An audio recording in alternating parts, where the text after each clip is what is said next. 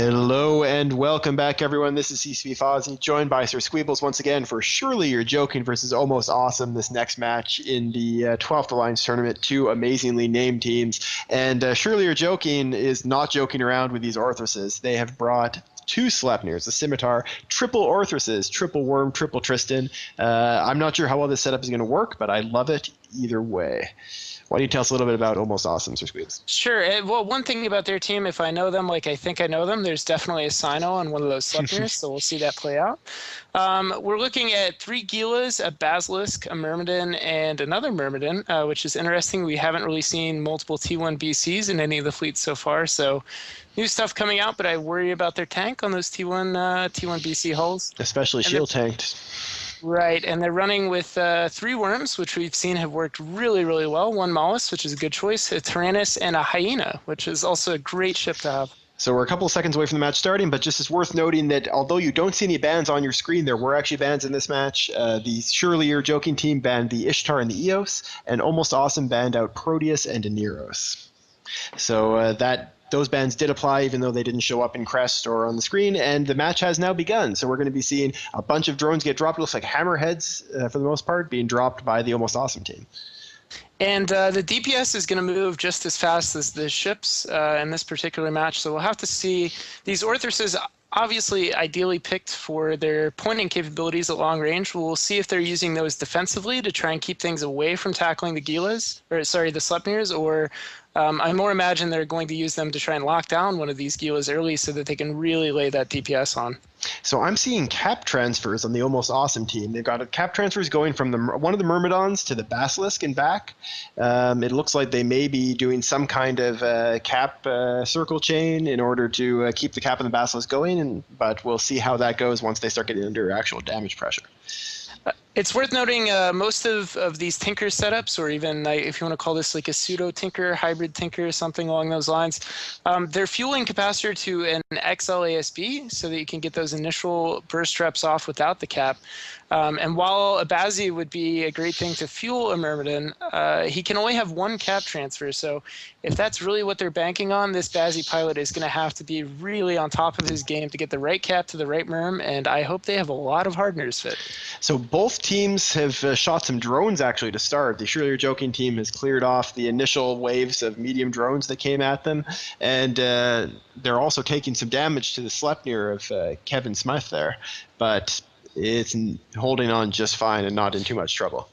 And my question now for this team is, why did you bring Sleipnirs if you're going to sit them in the back? Why are the Sleipnirs not going in? I mean, unless they're artillery, and I really don't think they are, what are they hoping to do from that range, and why are they not committing to this fight? I'm honestly not sure what the reasoning behind that is. We'll see. They are sitting quite a ways away here. I'll get a quick look in at Alice. We see there a worm off the field. So the Surely You're Joking team was able to clear a worm out under the reps, but it looks like they're about to lose one of their own. There we go. They did trade worms.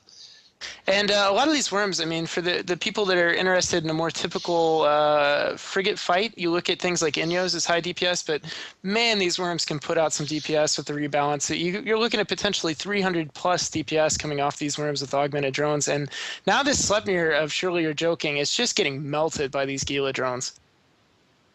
Yes, he's dropping very quickly. The Gila is, of course, able to deal a lot of damage with both missiles and with drones, and there he goes off the field. Almost Awesome that getting the first big ship off the field. That's definitely a very good start from them. As we also see a smart bomb on one of these Gilas. It's blowing up smart bombs to try to clear off the drones. Smart bombs are something we haven't seen probably as much use of in this tournament yet as we would expect, because there's been a lot of mobile drones, a lot of heavy drones, medium drones, and these smart bombs do a great job of clearing them off. So now they're in a position where they've lost their logistics, and they are taking heavy damage from the Gila drones onto Orthruses, which don't have a resist bonus. I mean, their tank is nothing to laugh at, but at the end of the day, they're not going to be able to survive that much DPS.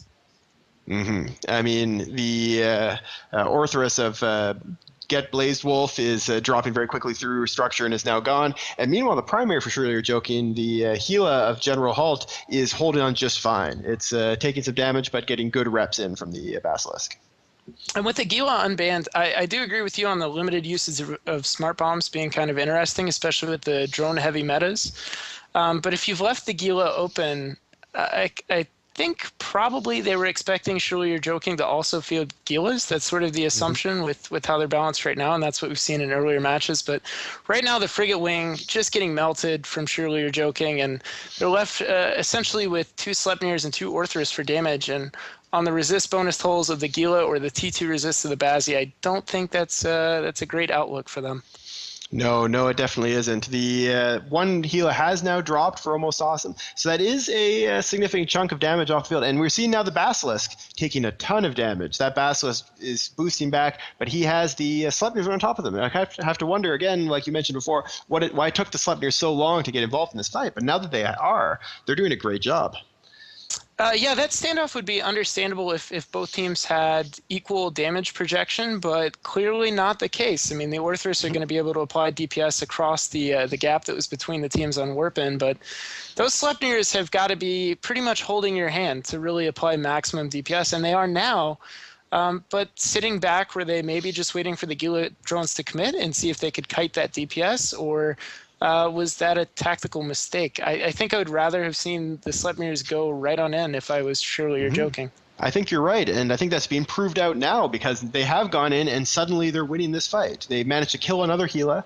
The Basilisk is down, and meanwhile the Sleipnir that's being primary of Kevin Smith there is holding on pretty well.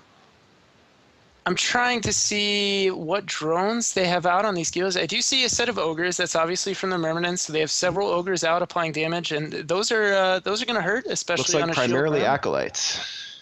So they're going to be really burning through the Sleipnir. You can see it now, and I haven't. Okay, I do just see a shield boost from Kelvin. They're rather small. I can't tell if that's just because of the drone volley, but ideally he'd have an XLASB, and if he can just get through those charges to trade for this Gila, they'll be in good shape, and he has survived. Yeah, he's definitely going to hold on until the Gila dies at least. And if the Gila DPS drops off the field, no, I don't think he's going to be able to keep himself alive the whole way. He still has the Myrmidons on him and 2 Worms, which do a not insignificant amount of damage. Interestingly, though, it depends on how the tackle is spread. I mean, if you're looking at Shield Merms, the Shield Merms are not likely to have Scram Web. They might have one or the other. If Kelvin doesn't want to commit, he can pull range, but he looks like he's going ham. He's going to take on the trophy today. He's going to take down this Merm, and that's a fine trade. They're looking now at 2 Orthros and 1 Sleipnir. That is plenty of damage to take down a T1 BC. No matter how it's tanked, there's no logistics, and maybe links fitted on that first Merm will be cleared off and reduce the tank of Tauren in the Myrmidon. Yep, it's very possible. Now, with that Myrmidon off the field, it is just 1 Myrmidon and 2 Worms versus a Sleipnir, 2 Orthroses, and 3 Tristans. This is definitely a match going the way of Surely You're Joking. It looked kind of bad for them right at the beginning there when they lost the Simi, when they lost that first Orthros. But the Sleipnirs got in there and basically just won the match. Did a really great job of applying the damage with those autocannons at close range. Yeah, this is one of those matches that surely you're joking on comms. I'm sure he's going to be excited, but they'll also be happy to talk about what they did wrong. At first, it looked like it was going to be kind of a grim follow-up discussion, but they should be excited. And I mean, they really did commit to the fight. As soon as they saw it going the wrong way, they put those Sleipnirs in there. They did what they could. And I think they were surprised to see how quickly the Gilas went down. So while I would have liked to have seen them pull the trigger on that sooner, it's good that they did it at all and won them the match. If they had played more defensively and not really gotten that DPS all the way in there, it would have probably gone a different way. Yeah, and the choice of the Orthroses are definitely interesting. These are rapid light missile Orthroses. They do a lot of damage to small targets. Most teams have been preferring Helas. Helas, of course, were not banned in this match because Almost Awesome is using them. But Sure They're Joking decided to use the faster, longer range Orthroses instead. And it'll be interesting to see whether that's something that people continue to do through the tournament or if they focus more on the Hela. Just one small note about the drones there from from the Almost Awesome team. Their ticker is throwing me off, but they're using T2 drones. And the Alliance tournament, given how rare it is, you see a lot of money put in. You're typically seeing augmented drones fielded at great expense for the additional damage. They didn't have them there. They just had T2. Yeah, of course, augmented drones are very expensive, but yeah, a lot of teams have been pulling out the extra cash to get the higher end drones because they both do more damage and they also have a lot more hit points. So that is the end of that match. We're going to now send you back to the studio for some ads, and then we'll be back very soon for another really anticipated match. CVA versus Red Alliance, the battle of two really, really old and venerable alliances in EVE.